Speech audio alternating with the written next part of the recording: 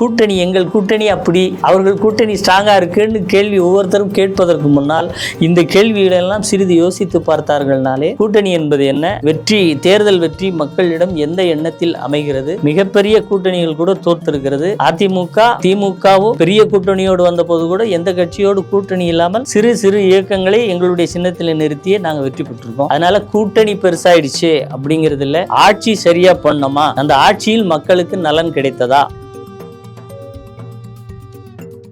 கொடநாடு வழக்கு, சரி இருங்க, ஒன்னொன்னா கொடநாடு வழக்குங்க. இப்போ இந்த அண்ணா நகர் அண்ணா பல்கலைக்கழக வழக்கு 5 மாசத்துல முடிச்சிங்கல்ல, அதே மாதிரி இன்னொரு 5 மாசத்துல முடிச்சிருங்க. நாங்க பயப்படல, எங்களுக்கு அது பிரச்சனை இல்லை. நீங்க அதை வச்சு சொல்றீங்க, ஒரு 5 மாசத்துல முடிச்சிருங்களா அந்த கேஸை. அப்ப இது அரசியலுக்காக சும்மா அப்படியே வச்சுக்கிட்டு வாய் சவடால் பேசுறதுக்காகவும் பயன்படுமே ஒழிய யதார்த்தமாக ஒரு வழக்கறிஞர் என்ற முறையில் அந்த வழக்குல நீங்க உண்மையிலேயே ஸ்டாலின் சொன்ன வார்த்தைகளே கூட சொல்லலாம். தெம்பு, ராணி, வெக்கம், மானம், ரோசம் இதெல்லாம் இருந்துச்சுன்னா சீக்கிரம் அந்த வழக்கை நடத்து. பகுதிகளில் மீத்தேன் வாயு எடுப்பதற்கு திட்டம் கையெழுத்திட்டு விட்டோம். டிஆர் பாலுவும் அன்றைக்கு துணை முதலமைச்சர் இதே ஸ்டாலின் 2 பேரும் பார்த்தீங்களா, நாங்கள் தமிழ்நாட்டுக்கு ஒரு மிகப்பெரிய திட்டத்தை கொண்டு வந்தோம், வெற்றி திட்டம் அப்படின்லாம் சொன்னாங்க. அப்புறம் அந்த திட்டத்தினுடைய தன்மையை பார்த்து டெல்டா பகுதியே பாலைவனமாக ஆக்கப்படும், அது தமிழகத்தினுடைய நெற்களஞ்சியம் என்று அதிமுக அதை முறையிட்டதால் அன்றைக்கு அதை வாபஸ் நாங்கள் தெரியாமல் கையெழுத்து போட்டு விட்டோம் என்று மன்னிப்பு கேட்டவர் இதே தமிழகத்தினுடைய இன்றைய முதலமைச்சர் ஸ்டாலின். காவிரி பிரச்சனையிலிருந்து, முல்லை பெரியாறிலிருந்து இது கல்வியை மாநில பட்டியலிலிருந்து பொதுப்பட்டியலுக்கு கொண்டு போனதிலிருந்து அனைத்திலும் ஆட்சியில் இருந்த திமுக அதன் பிறகு 18 ஆண்டு காலம் மத்திய அரசில் பங்கு வகித்த போதும் அதில் ஒன்றை கூட மீட்டுத்தர இதுவரைக்கும் நடவடிக்கை எடுத்ததில்லை. இப்போ வரப்போற எலெக்ஷன்ல அதிகப்படியா இப்போ இதற்கு முன்னாடி பாத்தீங்க அப்படின்னா 2-3 எலெக்ஷன்ல தென் மாவட்டங்கள்ல அதிமுகவுக்கு பெரிய சரிவு தான் ஏற்பட்டு. இனிமேல் வரப்போற 2026 சட்டமன்ற தேர்தல்ல எந்த மாதிரியான முன் ஏற்பாடுகளை எடுத்திருக்காங்க? தென் மாவட்டத்துல ஓட்ட இல்ல, நீங்க தென் மாவட்டத்துல சரிவு அப்படின்னு சொல்றீங்க. ஆனா எனக்கு தென் மாவட்டம் தான். நான் தென்காசி கடையநல்லூர் சட்டமன்ற தொகுதி தான் என்னுடைய ஒரு கடையநல்லூர் சட்டமன்ற தொகுதி இன்றைக்கு அதிமுகவினுடைய தொகுதியாகத்தான் இன்றைக்கும் இருக்கு. இது மாதிரி என்னோடு பயணித்த எல்லோரும் மீண்டும் தாய் கழகத்திற்கு வந்திருக்காங்க. அந்த அடிப்படையில் தென் மாவட்டம் இப்போது அதிமுகவுக்கு ஒரு பெரிய பலகீனமாக இருக்காது. முழு பலத்தோடு தென் மாவட்டம் இன்றைய எடப்பாடியார் பின்னால அணிதிரண்டிருக்கு. அந்த காலகட்டத்தில் அமமுகவில் பயணித்த ஒரு மிகப்பெரிய தொண்டர்கள் அனைவரும் எப்பொழுது அதிமுக மீண்டும் மிக அதிகமான தொகுதிகளை எதிர்க்கட்சியாக இருந்து பெற்றதோ அப்போது அதிமுக என்பது இதுதான் என்பதை நோக்கி வந்துட்டாங்க. அந்த நீங்க சொல்ற அந்த தென் மாவட்டம் மக்களுடைய எண்ணம் இதையெல்லாம் இப்போது அரசியல் வயப்பட்டிருக்கிறது. அது மிக தெளிவாக அதிமுக யாரால் பெரும்பான்மையாக ஏற்றுக்கொள்ளப்பட்டிருக்கிறதோ அதுதான் இயக்கம் என்பதை எல்லோரும் புரிஞ்சிருக்கும்.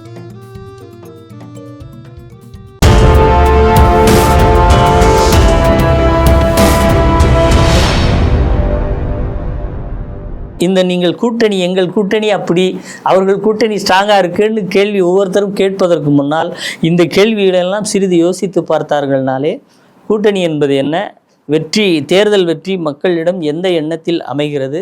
மிகப்பெரிய கூட்டணிகள் கூட தோற்றிருக்கிறது. அதிமுக திமுகவும் பெரிய கூட்டணியோடு வந்தபோது கூட எந்த கட்சியோடு கூட்டணி இல்லாமல் சிறு சிறு இயக்கங்களை எங்களுடைய சின்னத்தில் நிறுத்தியே நாங்கள் வெற்றி பெற்றிருக்கோம். அதனால் கூட்டணி பெருசாயிடுச்சு அப்படிங்கிறது இல்லை, ஆட்சி சரியா பண்ணோமா, அந்த ஆட்சியில் மக்களுக்கு நலன் கிடைத்ததா, அப்படிதான். அடுத்து நீங்கள் பிஜேபியோடு நீங்கள் கூட்டணி வச்சிருக்கீங்க, அதுக்கு உங்களுக்கு நெருக்கடி அப்படிங்கிறீங்க. இப்போ அதிமுகவுக்கு என்ன நெருக்கடி? இப்போ கொடநாடு வழக்கு, சரி இருங்க, ஒன்னொன்னா கொடநாடு வழக்குங்கிறீங்க. இப்போ இந்த அண்ணா நகர் அண்ணா பல்கலைக்கழக வழக்கு 5 மாசத்துல முடிச்சிங்கல்ல, அதே மாதிரி இன்னொரு 5 மாசத்துல முடிச்சிருங்க. நாங்கள் பயப்படலை, எங்களுக்கு அது பிரச்சனை இல்லை. நீங்கள் அதை வச்சு சொல்கிறீங்க, ஒரு 5 மாதத்தில் முடிச்சிருங்களேன் அந்த கேஸை.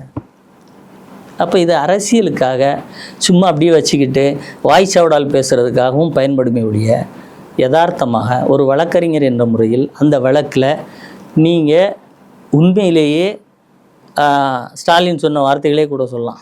தெம்பு, ராணி, வெக்கம், மானம், ரோசம் இதெல்லாம் இருந்துச்சுன்னா சீக்கிரம் விரைவாக அந்த வழக்கை நடத்துங்க. சும்மா அதை வச்சுக்கிட்டு பூச்சாண்டி காட்டுற வேலைலாம் தமிழ்நாட்டு அரசியல் களத்தில் நடக்காது. அடுத்து நீங்கள் பிஜேபி கூட கூட்டணி வச்சதுக்கோ இந்த கொடநாடு வழக்குக்கும் என்ன சம்பந்தம்? பட் இருந்தாலும் நீங்க இல்ல, இதே இப்படி வேவறீங்க, நிறைய கேள்விகள் இப்படி உழவு விடுறீங்க, அதுக்காக ஒண்ணுக்குன்னா பதில் சொல்றேன்னு சொல்றேன். அப்ப இடி ரைடு, யாருக்கு மேல இடி ரைடு வந்திருக்கு? எங்க மேல எங்க இடி ரைடு வரலையே. பார்த்து பயப்படணும், பிஜேபிக்காரங்க பயப்படணும், நாங்க ஏன் பயப்படணும்? ஒன்று.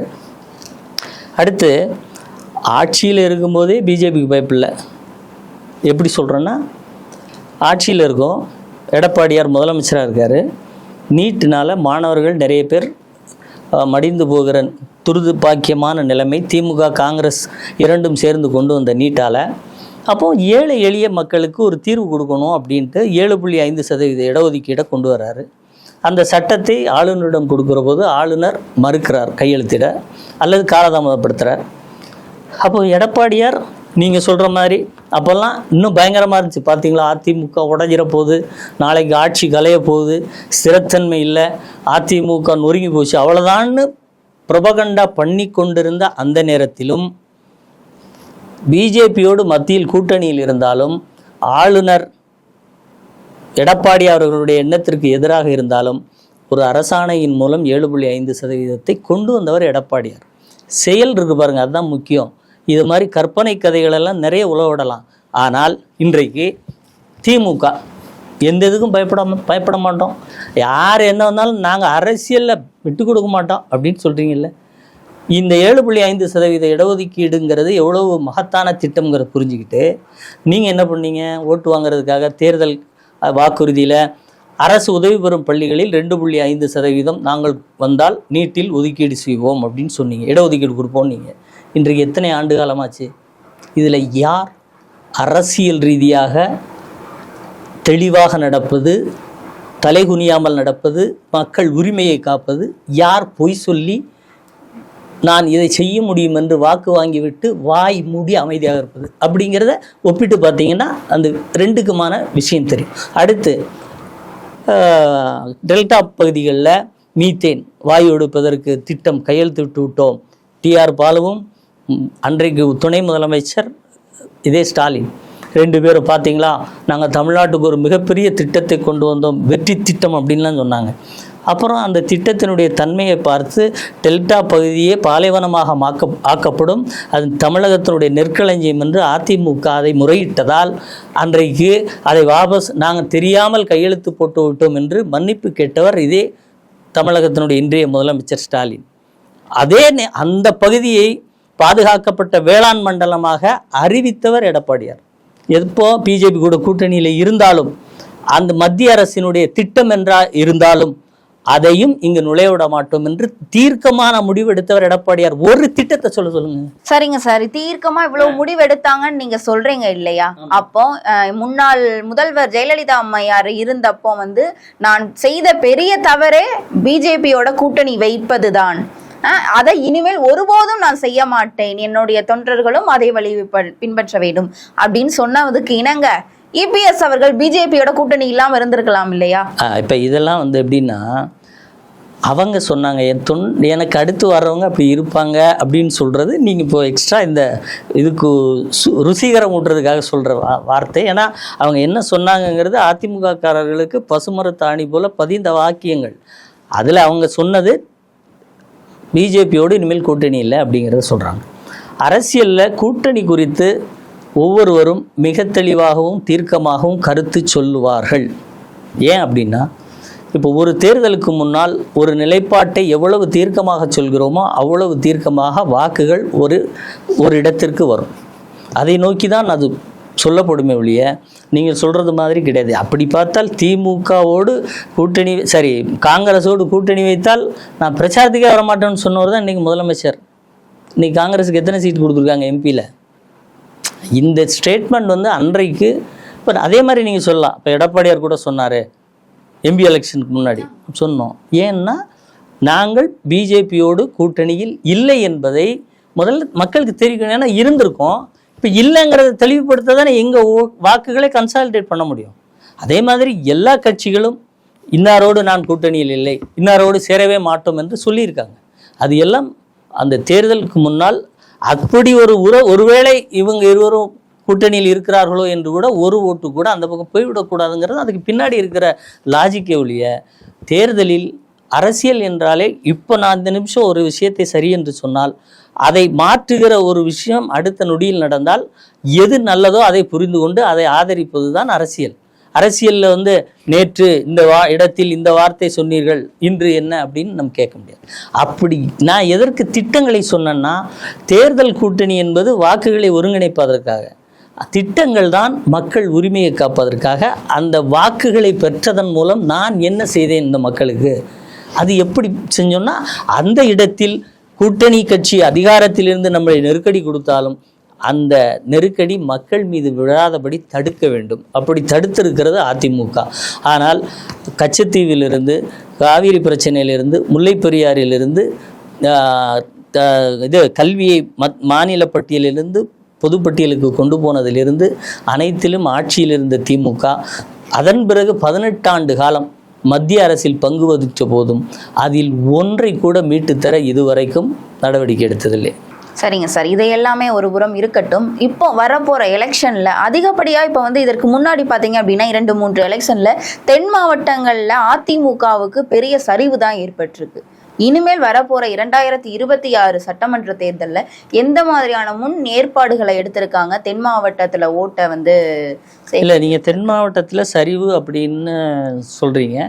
ஆனால் எனக்கே தென் மாவட்டம் தான். நான் தென்காசி கடையநல்லூர் சட்டமன்ற தொகுதி தான் என்னுடைய ஒரு கடையநல்லூர் சட்டமன்ற தொகுதி இன்றைக்கு அதிமுகவினுடைய தொகுதியாகத்தான் இன்றைக்கும் இருக்குது.